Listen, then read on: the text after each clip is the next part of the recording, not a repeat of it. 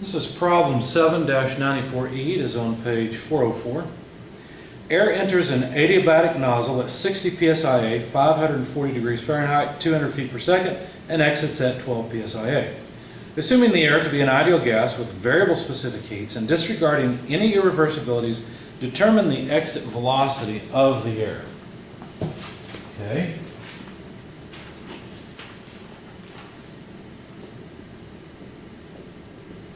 So here's the nozzle. Here's the system we're going to deal with. The air comes in with an initial pressure of 60 psia, an initial temperature of 540 degrees Fahrenheit. By the way, it'll be convenient to know the temperature in Rankine, so let's just go ahead and take care of that. So what do you have to do? Well, you add 460 to this. So that's going to be 1,000 Rankine, nice round number. And the incoming velocity, V1, is 200 feet per second.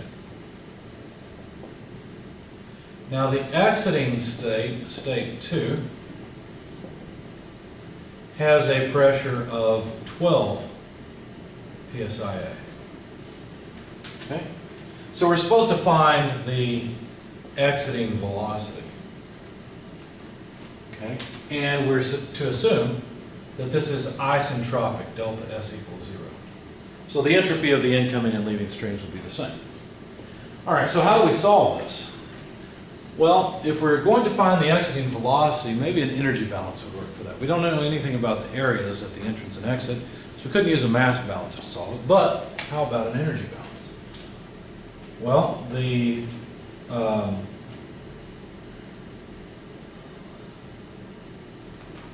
rate at which heat comes in minus the rate at which, plus the rate at which work comes in, plus the rate at which mass enters from all the different entering ports incoming, less the rate at which heat is transferred out, less the rate at which work is transferred out.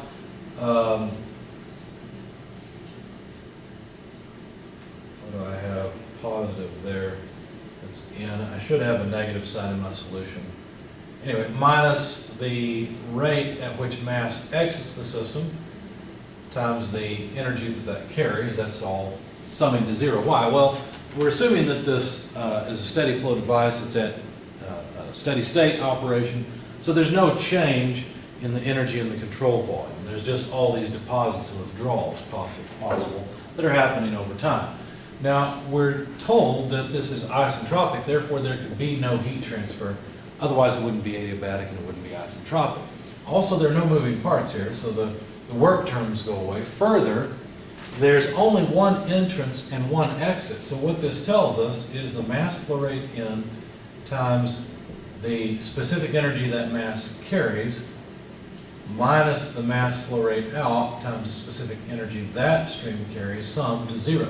Notice we could simply cross off the mass flow rates because the mass flow rate in and out are the same. So essentially this tells us that the amount of energy that the air has as it flows through this nozzle is constant. Now the form of the energy can change because remember there's many different pieces here, right? In fact, we could expand this and say, well, the air will carry with it a couple of different things. It'll carry enthalpy, which is flow energy as well as thermal energy, and it will carry kinetic energy. Okay? And so there's our equation. So we're going to go back and forth apparently between enthalpy and kinetic energy because the job of a nozzle is to speed up the flow, to make the velocity come out faster. Not the mass flow rate, it can't do that, but speed up the velocity of flow. So putting this in terms of state 1 and state 2, what we'd have here is H1 plus V1 squared. Let's take a look. We've got a whiteboard here. Let's just do it this way. Instead of having E and I, let's just define them as states. Okay? All right, so the velocity at the exit would just be the square root of the velocity coming in, squared, plus 2 times the enthalpy change. Let's see, 1 is in, 2 is exit, okay, across the nozzle. So basically, whatever enthalpy the stream gives up must go into kinetic energy. That's basically what this says. So we need some way of coming up with all of this. We know the velocity coming in, but what about the enthalpies? Now, we can't do something like this. We can't approximate this as V1 squared plus 2Cp, T1 less T2. That doesn't work. The reason it doesn't work is because we can't take the heat capacity to be constant. So let's put that out of our minds. We can't do that by constraining the problem statement. We have to come up with the enthalpy at the entrance and exit. The enthalpy at the entrance is pretty easy. Just look it up. If you go for the temperature in state 1, you can look up the enthalpy in state 1. This is just table A17E, it's in the appendix. And at 1,000 Rankine, the enthalpy is 240.98 BTUs per pound mass. So that's pretty easy. What about the exit state? Notice the exit state is not really solved. The entrance state is solved because we have 2 properties. The exit state is not solved because we only have 1. We need another property in order to tell anything we wanted to know about state 2. How could we solve for something at state 2? Well, we use the fact that we know what's going on in this process. The change happens isentropically, and that's really important. This means we can use an isentropic equation, such as, well, how about one that involves pressures? How about this one? PR2 equals PR1 multiplied by P2 over P1. Well, okay, that might work. We know the pressure at the exit. We know the pressure at the entrance. How about PR1? Well, PR1 is based on the temperature at state 1. Okay, so PR1, if we look that up, it's just 12.3. So now we can calculate PR2. 12.3 multiplied by 12 over 60 gives us 2.46. So really, now that we have PR2, the exit state is solved. All we have to do is go back to the table and look up the enthalpy. Of course, 2.46 is not going to be one nice row in the table. It just doesn't work out that way. We have to interpolate.